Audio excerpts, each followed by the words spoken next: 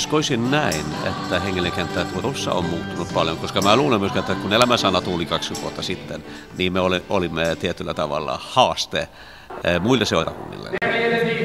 Nimittäin uuden seurakunnan. Ja Jeesuksen nimessä me erotamme. Me sanoin, että Jumala puhui meille aivan selvästi, että meidän piti alkaa seurakunta. Me olimme pitäneet kokouksia ennen tätä eri puolilla Suomea, mutta täällä Turussa niin alkoi tapahtumaan, ihmiset tulivat uskoon ja menivät kasteelle, niin tuntui luonnolliselta meille tulla tänne Turkuun. Oma paikka Kristuksen ruumissa ja me täydentäämme toinen toisiamme, tuemme toinen toistamme ja siunaamme. Reilu 5 vuotta sitten mä aloitin täällä pastorina, vähän ollut nuorisotyössä täällä monta vuotta sitä ennen tein.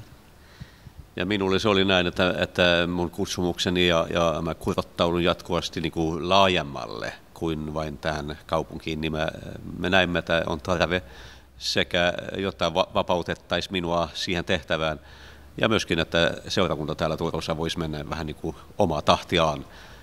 Välillä on niin kuin hyvä asia, että on isä ollut täällä aikaisemmin, välillä ehkä vähemmän hauska, että se vähän riippuu tilanteesta, että aina vaihtelee sitten.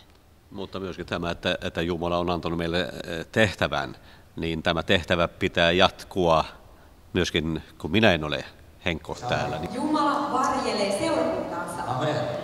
Och det är något fantastiskt det här med församlingen. Ja seurakunta on jotakin fantastista. Turussa mun mielestä meillä on tosi hyvä yhteistyö muiden seurakuntien kanssa, että ei ole enää semmoisia ennakkoluulia, joka estäisi yhteistyötä. Maailma kylmenee ja paineet maailmasta kasvaa niin on pakko sitten tavallaan yhdessä tehdä se, mitä tavallaan ei ole aika eikä energia riidellä keskenään, että pitää mennä samaan suuntaan.